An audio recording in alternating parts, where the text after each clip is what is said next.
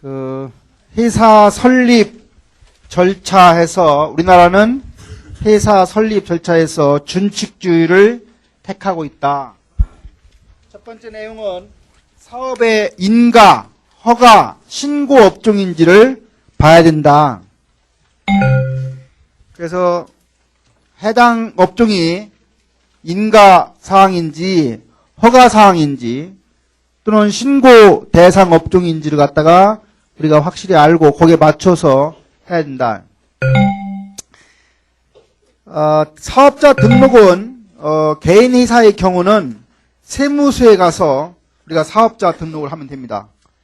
신청서에 작성해서 거기다 넣으면 뭐 어렵지 않고 얼마 후에 사업자 등록증을 받을 수가 있습니다. 주식회사의 경우는 법인의 설립 등기를 해야 되고 또 신고를 하는 것으로 주식회사의 설립 절차를 마무리할 수가 있습니다. 다시 말하면 법원에 설립 등기를 하고 나서 관할 세무서에 법인 설립 신고와 사업자 등록 신청을 하게 되면 주식회사의 경우에 사업자 등록이 필요한다. 그 다음에 해야 할 일은 상호를 결정하는 겁니다. 상호 어떻게 해요? 어떻게? 뭐 삼성, LG 이렇게 상호가 있는데 요새는 자꾸 그 상호 중에 그 순 후리말을 쓰지 않고 영어를 쓰는 경우가 참 많아졌죠, 옛날보다요. 아까 내가 인가업종이냐 허가업종이냐 신고업종 등등 했는데 허가업종의 경우는 여기 지금 표에서 보는 것처럼 식품 제조 가공업, 의약품 제조업, 화장품 제조업, 먹는 샘물 제조업, 의료용구 및 위생용품 제조업, 고압가스 판매업, 거기에 상업계산이라고 하는 것들이 있어서 과거에 법이 그렇게 되어 있었습니다. 위 업종 이외에 의류, 신발, 액세서리, 문구, 완구, 양곡 등의 일반 도소매 업종은 뭐가 되어 있어요? 사업자 등록만 하게 되면 창업이 가능하다. 사무실 점포 입지 선정, 사무실 점포. 계획하는 입지와 계획 업종, 상품, 업태와 적합해야 된다. 사무실이나 점포를 정할 때 1층이 잘 되는 경우가 있고 2층도 문제가 없는 경우가 있어요. 그렇죠? 네. 슈퍼마켓 1층, 2층이에요. 1층. 학원 1층, 2층. 피아노. 부동산 중개업. 네. 그러니까 그 업종에 따라서 계획하는 업종에 따라서 사무실이나 점포를 구할 때 어느 쪽이 좋은가, 어느 층이 좋은가.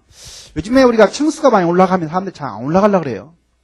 그래서 건물 높이 만들어 놓으면 1층, 2층, 3층은 모르지만 고층 쪽에는 잘 안 나갑니다. 안 나가면 우리가 사무실이 비어있게 되면 우리가 공실률이 높다. 후보지의 환경에 대한 조사. 우리가 이런 걸 정할 때 그 부분 환경에 대한 조사를 한다.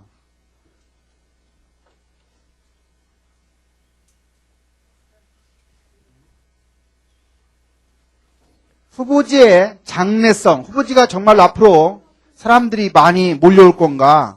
예를 들어서 건양대학교 병원의 현재 입지를 정할 때 내가 관여를 했는데 대전시 전체 교육 도시에 대한 개발 계획을 보니까 서남북권 개발이 상당히 많아져서 아파트가 몇십만 채 들어온다고 하는 계획이 있었어요.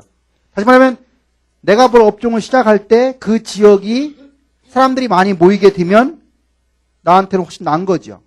그래서 그런 것도 우리가 보는 게 결국은 후보지에 대한 장래성 조사입니다. 자금 조달 능력, 내가 얼만큼 사업을 하는 데 있어서 자금을 조달할 수 있는가.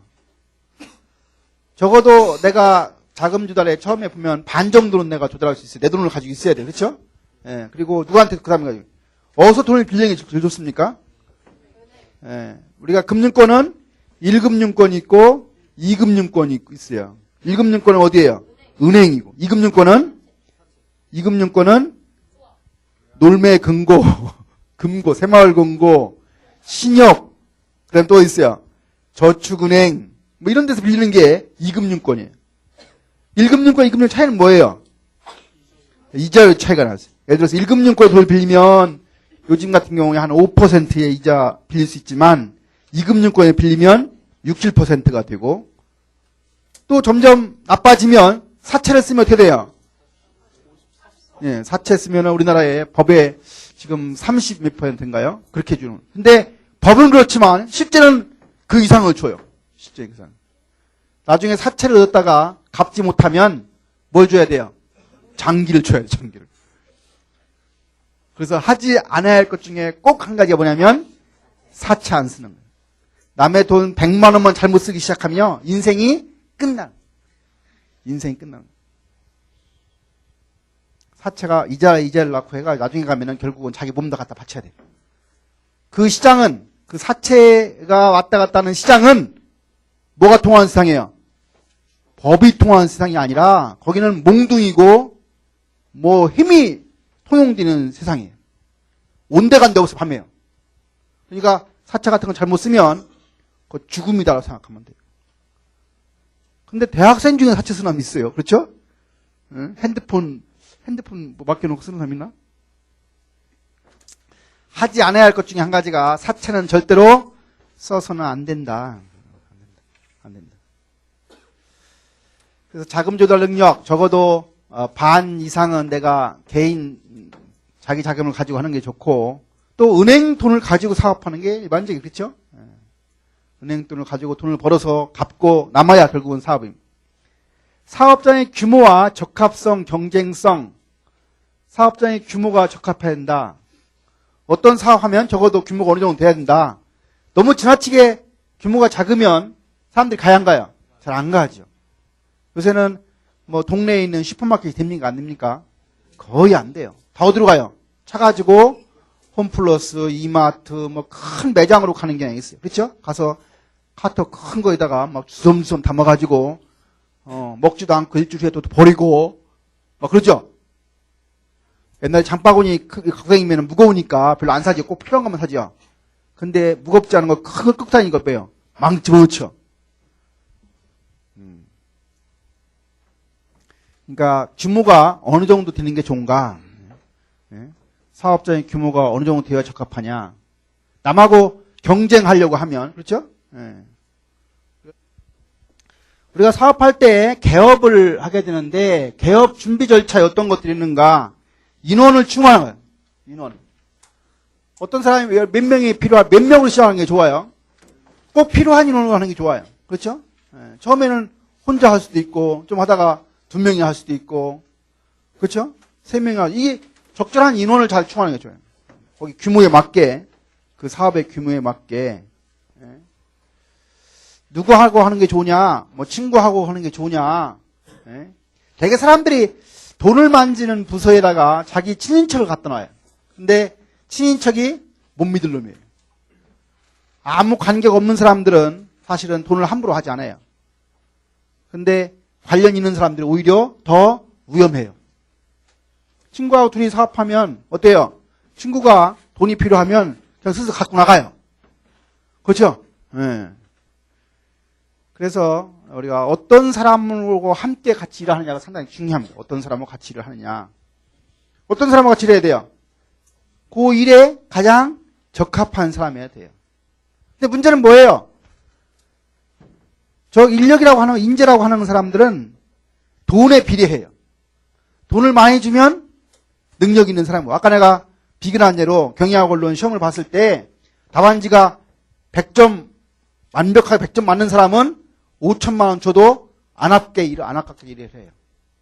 큰 답안지가 20점인 사람은 돈을 적게 줘도 아까울 정도 일밖에 못 해요.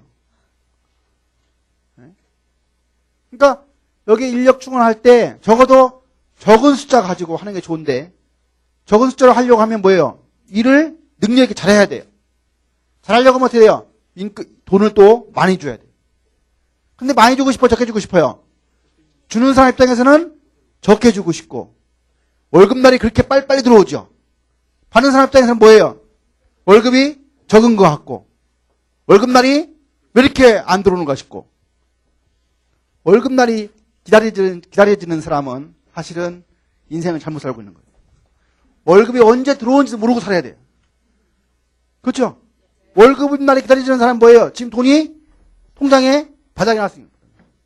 바닥에 났습니다. 자네 어떤 삶을 살고 싶어? 월급 날에 기다리고 싶어? 안 기다리고 싶어? 안 기다리고 싶어. 말로만? 말로만?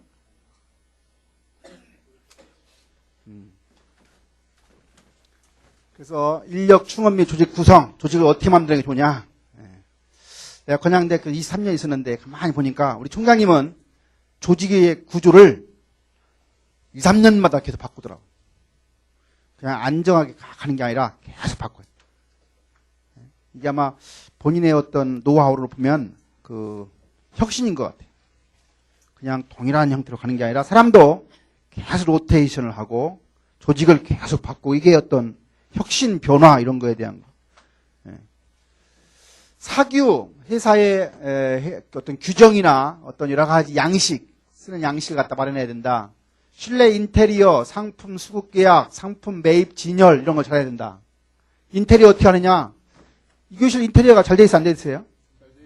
색깔이 어때요? 교실은 색깔이 어때야 돼요? 좋아요.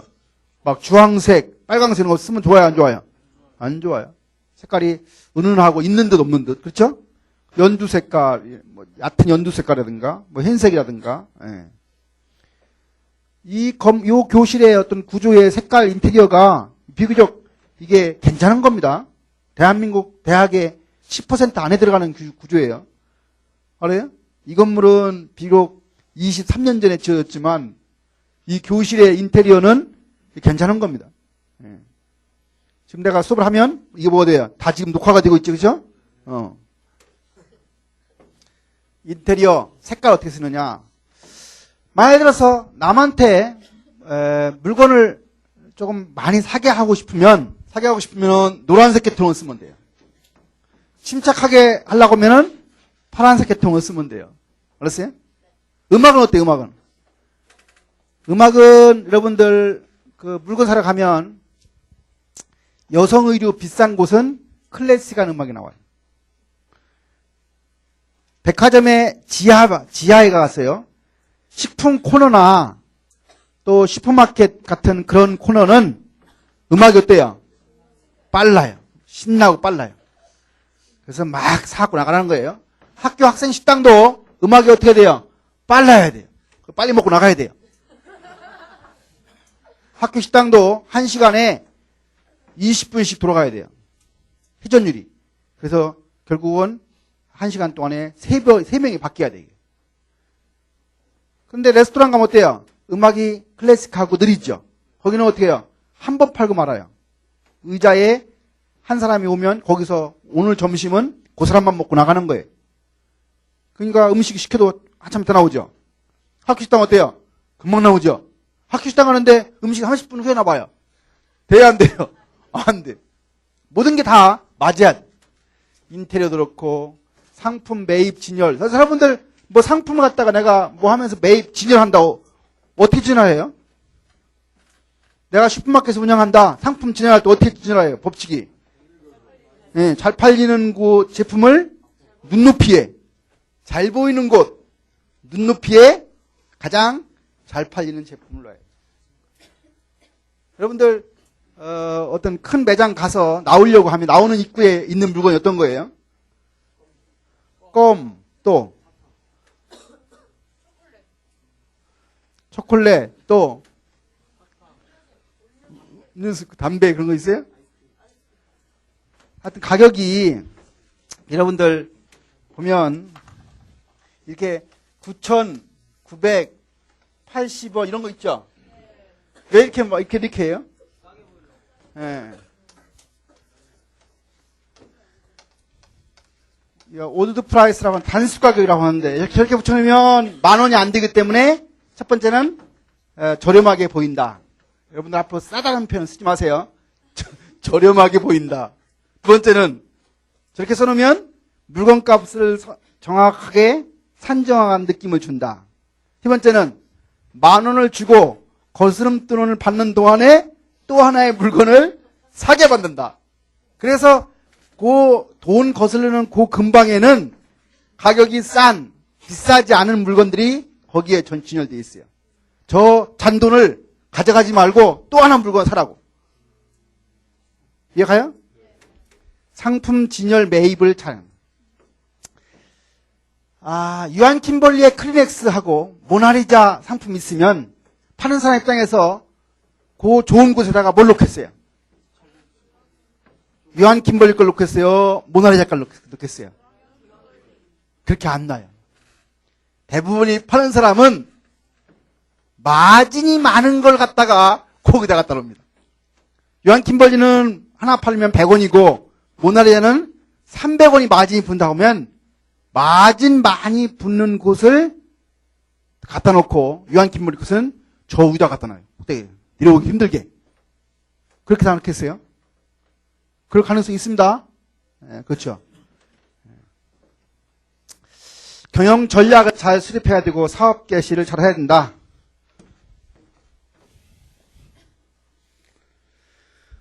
기업 성장과 발전. 여기 나와 있는 6가지는 시험 문제 해마다 나왔어요.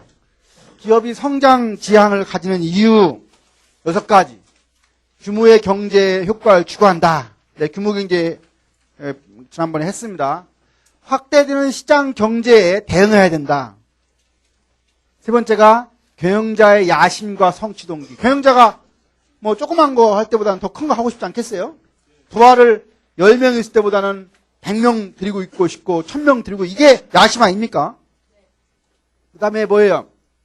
시장 지배나 다각화를 통한 안전성을 추구한다. 생산 기술의 활용. 6가지 한번 외워보세요, 빨리. 그 다음에 기업의 성장 단계는 여기 나온 것처럼 기업가적 기업. 기업가적 기업. 기업이 결국은 이제 만들어지려고 하면 기업가가 그런 기업가 정신을 바탕으로 해서 시작을 하죠. 그래서 그 기업가의 어떤 열정과 그런 혁신성을 추구하는 거에 의해서 기업이 커지다가 이제 그것만 가지고는 한계에 오기 때문에 제도화하는 거예요. 모든 게 규정화하고 어떤 제도화해서 그런 제도, 규정 이런 것들에 의해서 기업이 발전되다가 이제 더 발전이 되면 그것만 가지고는 안 되고 동태적 기업 단계. 거기서 뭐라고 돼요? 동태 기업에. MBO 나와요? 얘기 나와요? 무슨 얘기 나와요? 목표 관리 누가 얘기했어요? 드러커가 한 얘기. MBO라고 하는 얘기는요, Management by Objective 약자인데, 그, 목표를 누가 정하는 거예요? 목표를 누가 정해야 돼요? 조직에서 목표는 누가 정해야 됩니까? MBO는 그게 아니고, 조직에서 목표는 각각 구성원이 정하는 거예요. 여러분 목표 누가 정해요? 내가 정해서 여러분들한테 하라고 하면 네가 해, 안 해? 안 하지. 그럼 누가 하라고 해야 돼요? 네가 정하라. 네가 정하고, 네가 하고, 네가 평가하고, 왜 잘못했는지 네가 해라. 이게 바로 MBO예요. MBO. 교수님들한테 매년 시작할 때 당신은 올해 1년 동안 뭐 할 것인지 당신 써내라. 내가 뭘 하고 뭐 하고 이렇게 써놓으면 당신 좀. 그것처럼 회사에서도 조직 구성원들을 하여금 구성원 스스로가 목표를 정하게 하고 스스로 실행하게 하고 그리고 그들이 스스로 평가 나중에 해서 그 결과에 대해서 모든 책임을 지고 하도록 하는 게 바로 MBO인데 그런 MBO가 이런 동태적 기업 단계에 나오는 겁니다. 그 다음에 그라이너라고 하는 사람은 기업이 5단계를 거쳐서 성장한다고 하면서 진화와 변혁의 상황을 맞이하게 되면 우리가 이런 단계를 거치면서 기업 성장한다. 그래서 거기 교과서 118페이지 한번 보세요. 118페이지. 나옵니까? 무슨 그림 나와요? 첫 번째가 뭐예요? 창의력에 의한 성장하다가 무슨 위기가 나와요? 리더십의 위기가 발생하고 그 리더십의 위기를 해결하기 위해서 지휘를 잘해서 성장하다 보면 자율성, 오토노미의 위기가 발생하고 자율성의 위기를 해결하기 위해서 딜리게이션, 위양을 통해서 성장하다 보면 통제의 위기가 나오고 통제의 위기를 해결하기 위해서 조정, 코디네이션을 통해서 성장하다 보면 형식주의 위기가 발생하고 우리가 학기 초에 형식주의를 영어로 뭐라 한다? 기억나는 사람? 레드 테이프. 그렇지? 레드 테이프, 형식주의. 형식주의 위기를 극복하기 위해 뭐 했어요? 다시 협동, 코퍼레이션에 의해서 성장하다 보면 새로운 위기가 나올 것이다. 그 새로운 위기는 퀘션에서 이 사람이, 그라인이라는 사람이 명칭을 붙이질 않았어요. 그래서 그라인이라는 사람은 지금 얘기한 5단계를 거쳐서 기업이 성장 발전해 간다. 이런 이야기를 한 사람으로 알려져 있습니다. 그 다음에 교과서 119페이지 기업의 계열화. 우리가 계열화 하면은 인티그레이션 맞습니다. 인티그레이션. 대기업과 중소기업 간의 상호 분업적 협력 관계와 거래 관계를 이루는 형태를 계열화라고 한다.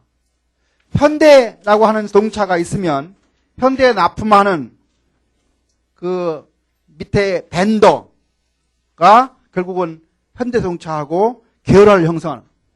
그 대기업과 중소기업 간의 위탁, 하청 관계로 분업이화되는 걸 우리가 계열화라는 말을 씁니다. 이런 계열화를 하는 목적은 뭐냐? 시험 문제에 항상 이거 나왔어요. 계열화를 하는 목적을 쓰시오 하면은 판로를 목적하기 위해서 판로의 확보, 생산 기반 확립, 고정 설비 활용과 절약, 우수기술 전수.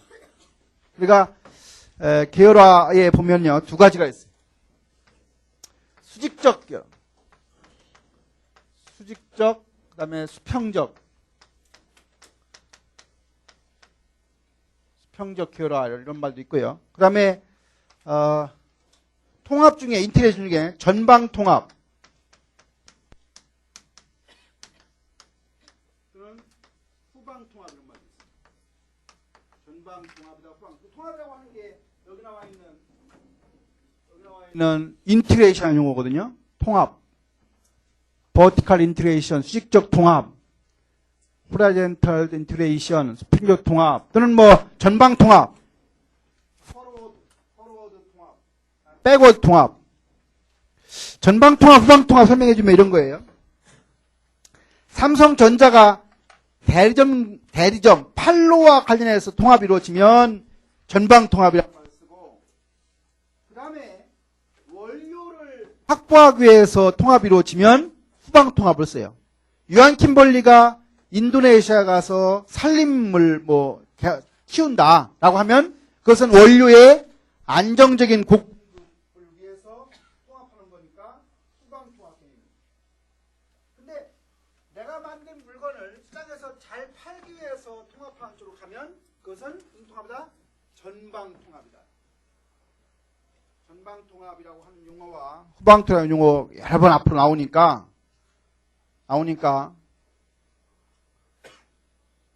꼭 알기 바래요. 전방 통합 뭐라고? 판로 확보. 후방 통합은 원료 확보.